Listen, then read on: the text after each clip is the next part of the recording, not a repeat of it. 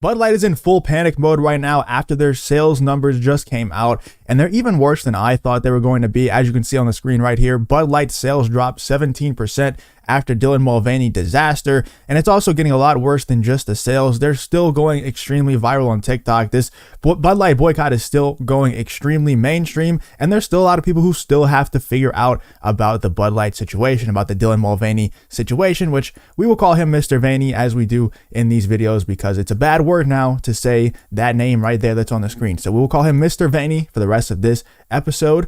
But they also have fired a couple of execs. They fired Alyssa, who was the VP of marketing for Bud Light. I guess technically they're placed on leave, but they're going to be fired. They're transitioning, no pun intended, into unemployment or possibly transitioning into a lower place of employment, but they're not going to come back and have the same job that they had before. But not only did they fire the VP of marketing that hired Mr. Mulvaney, that had the extremely bright idea to have Mr. Mulvaney or Mr. Vaney be the face of Bud Light, but they also fired the person who hired that person.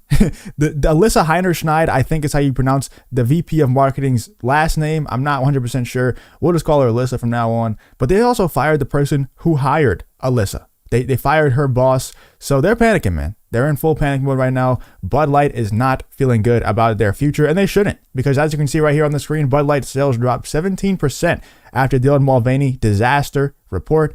Bud Light has taken a massive sales hit following the decision to team up with Mr. Vaney. The beer brand under Anheuser Busch's umbrella has been getting crushed ever since a collaboration with the transgender activist, and the latest data is very alarming for the company. Data from Nielsen IQ and Bump Williams Consulting shows the light beer has taken a hit of 17% in dollars sold, and volume dropped 21% for the week that ended in April 15th, according to the New York Post. That's a significant drop from the previous week.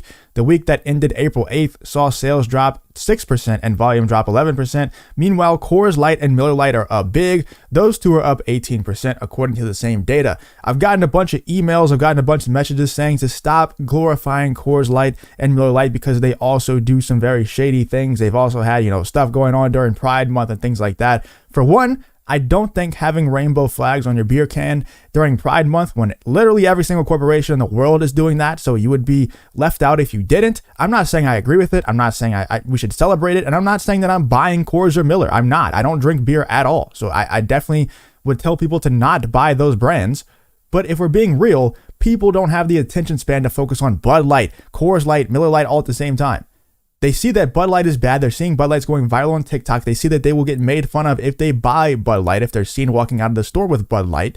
So instead, they buy the beer that's right next to it. They're not going to buy Budweiser. They're going to buy the other light beer. They're going to buy Coors Light and Miller Lite because it's right there next to it. It's in the same tier. It's around the same price. I would imagine, like I said, I don't drink beer, so I'm not an expert on the pricing, but I would imagine that it's very, very similar to the Bud Light pricing, and it's also very similar to the Bud Light quality. So that's why the Coors and Miller Lite are up big. They're up 18%. I'm sure that they're loving this Mr. Vaney situation. I'm sure they're thanking Alyssa, the old VP of marketing for Bud Light. They're probably thanking her quite a lot because they're getting a big boost in business right now. But like I said, not celebrating the fact that Coors and Miller are up 18%, just simply stating the facts that they are up 18%. And it does play into the Bud Light boycott. Like, those things are directly correlated with each other. The fact that Coors and Miller are up 18% is directly correlated with the fact that Bud Light is being boycotted and that they're down so much because people want to buy beer, and when they can't buy Bud Light, they go to Coors and Miller. So I'm not saying that I agree with everything that they have done. I'm just saying it is a good sign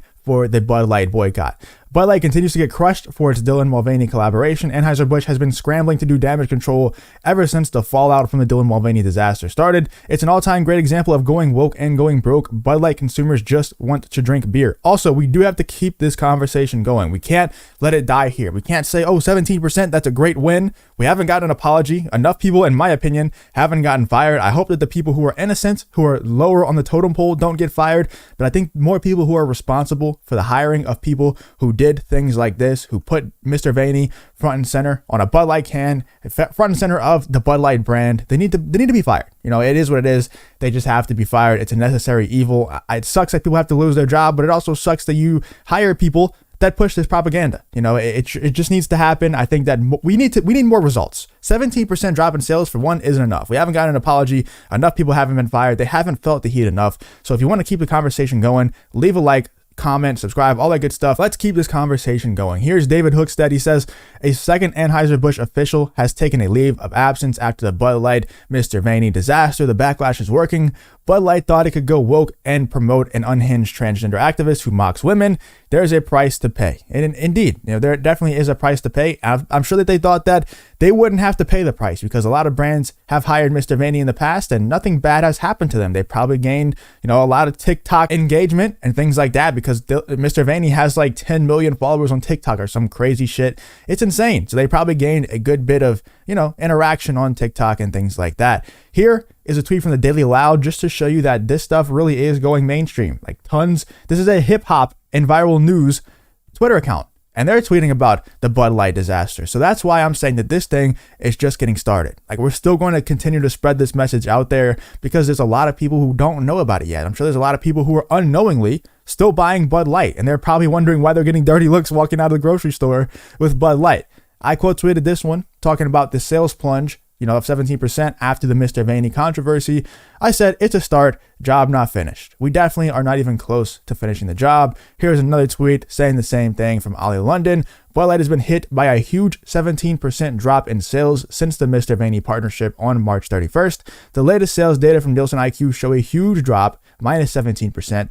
During the week ending in April 15th, the week prior, sales of the beer had slumped 11%. Hopefully we continue to push that number up, to push that percentage that Bud Light is losing on their sales, continue to push that number up. I think that we only will continue to push that number up as long as we keep this conversation going. And I'm not just talking about for this video. I'm talking about go retweet tweets like this. Go tweet your own tweets like this. Just get the word out there that this is what's going on because that's the only way that we can actually make a difference. This isn't just about Bud Light either. People are making that mistake thinking that this is just about destroying the Bud Light brand. That's not even the goal, in my opinion. For me personally, I don't even care about destroying the particular Bud Light brand. Like, yes, I think that they should be punished, but I think this is more about controlling the future, affecting what's going to happen in the future for the other brands that aren't Anheuser-Busch, the other brands that aren't Bud Light. I think this is to deter the other brands in the future from hiring people like Mr. Vaney, from pushing these agendas. It's to show them that the silent majority is very real.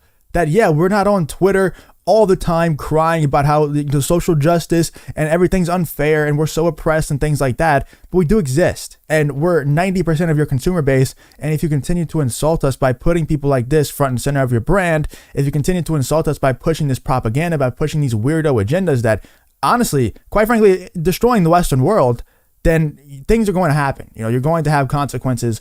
I think that's what this is about. And hopefully it will deter brands from doing similar things in the future. Let me know what you guys think though. Do you think that this number will continue to drop? Or do you think that 17% is the peak that we will hit in terms of dropping the sales numbers for Bud Light? Let me know what you guys think in the comments.